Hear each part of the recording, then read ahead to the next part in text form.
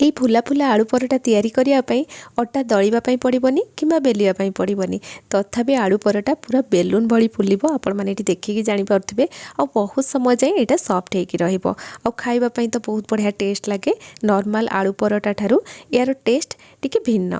आपण मैंने निश्चय ट्राए करेंगे। बेले बेले आम मन को इच्छा हुए अटा दलिया तो से टाइम तो निश्चय ट्राए करेंगे। पिला टिफिन बॉक्स बहुत बढ़िया रेसिपी टिफिन बॉक्स रे जदि देबे ना बहुत समय जाए यहाँ पूरा सफ्ट होगी रही आपण मैंने देखिए जापे केते सफ्ट होगी तैयारी होती। भितर पर्सनटा देखूँ पूरा सबू पराठा गुड़ाक फुला फुला होगी तैयारी हम।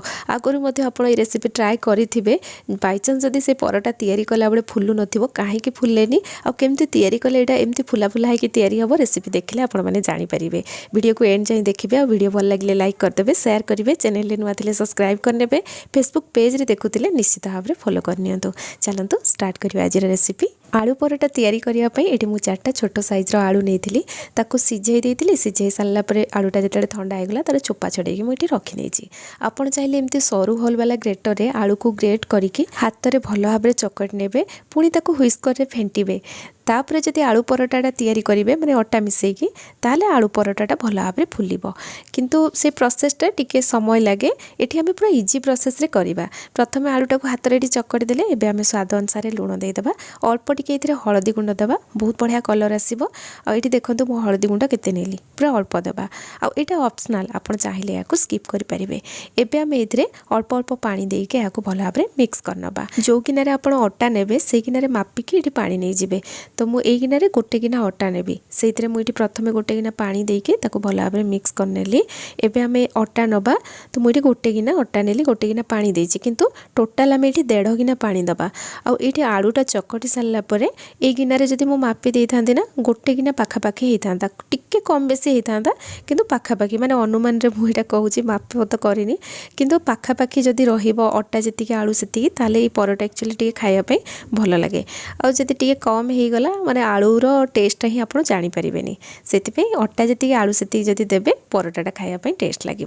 तो ये मुझे टोटाल 1.5 गिना पानी देके अटा को भल भाव मिक्स करनेली। अधिक ताकू मिसेଇବା दरकार नहीं जस्ट अटा आलू आमर पानीटा टिके खाली मिक्स हो। तो एबे आमे कौन करबा या ग्राइंडर जार रे ऐड करके भल भाव में ग्राइंडिंग करके नहीं आसीबा। जेमते एटा पूरा फाइन पेस्ट हम मुझे आपण मानकु देखैबी। देखंतु ग्राइंडिंग कला परे पूरा फाइन पेस्ट हो गला। जदि एई भलिया पूरा फाइन पेस्ट हो ना पराठा गुड़ा बहुत बढ़िया से फुलिब। जदि आप एमती ग्राइंडिंग करने चाहूना हुइस्कर फेंटिकी करने चाहते ताले ध्यान रखिए से आलूर खदड़िया अंश गुड़ा जमी अधिक रही हेले पराठा बहुत बढ़िया से फुलिब। तो यहाँ आम रेडी हो गला। एबे या पई आमे पियाज को चॉप करनबा। मुझे चॉपर रे या पूरा छोट छोट करके चॉप करछि। जदि एमती चॉपर नथिबो आपण ग्राइंडर जार रे या पल्स मोड रे टिके ग्राइंडिंग करनेबे। बेसी जदि खदड़िया अंश रही जिवो पियाज मोटा मोटा पीस रे काटिदेबे ताले भी आलू पराठाटा फुलिबनी। तो ये मो पियाज अल्प टिके अदा नेली भुसुंगा पत्र और फ्रेश धनिया पत्र टिके अधिक क्वांटिटी रे नबा जहाँफल यार फ्लेवरटा बहुत बढ़िया आसीबो। आपण ये कंचा लंका नहीं पारे। पुओ राग खाएनी बोली मु कंचा लंका ऐड करनी किंतु कंचा लंकाटा देले कौन टिके राग राग लगे फ्लेवरटा भी तार भल आसीबो खायापी टेस्ट लगे।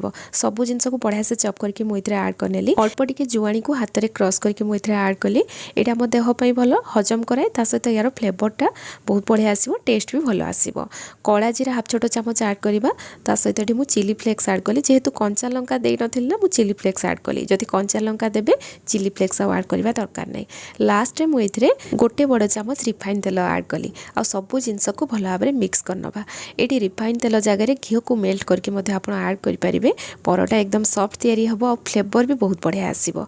आ तार कंसिस्टेंसी आपण माने देखिले केती रहिला।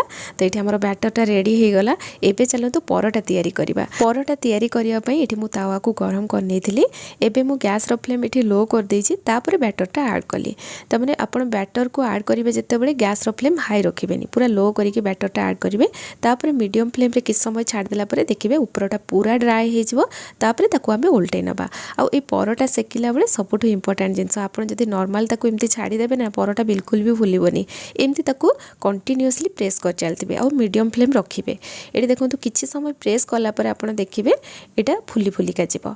एमती जतेले फुलिबो जो पट साइडटा फुली नथिबो आपण से पट साइडटा प्रेस करेंगे जमती मु वीडियो रे करूची देखंतु हेले परटा बहुत बढ़िया से फुलिबो हल्का टिके सब गुड़ा फुली गला पर जो पट साइड फुली देबो ताकू टिके पुनी प्रेस कर देबे जदी पूरा परटा बहुत बढ़िया से फुली जीवो आपण माने देखिले एटी केते बढ़िया से एटा फुलिला उल्टा पल्टा करके मु बढ़िया से फुलेई नेली लास्ट रे आमे एथिरे तेल ऐड करबा तेल किमा आपण एटी घियो लगेई पारिबे तापरे ताकू उल्टेई देला परे आपण देखिबे एटा पूरा बेलून भलिया फुलिबो कारण एथिरे जति पानी अंश थिला ताकू आमे प्रेस करी करी सेकी देले बोली सेटा पूरा ड्राई हे गला परे परटा बहुत बढ़िया से फुलिला आ एटी आपण माने देखि परथुबे परटा केते बढ़िया से फुलिची आ तार कलर बहुत बढ़िया आसी परटार एपट साइड भी देखंतु मु तेल लगेई देछि आ बढ़िया से आमे सेकी दबा आ एटी देखंतु हमर गोटे परटा रेडी हे गला तो बहुत बढ़िया देखा होछि जति सुंदर लागुछि तार टेस्ट मध्ये बहुत बढ़िया एमती नो कि गोटे परटा फुली गला मु आपन को देखै देली से नो सब परटा ए भली पूरा बेलून भलिया ही फुली थिला जदि आपण एई प्रोसेस रे करिवे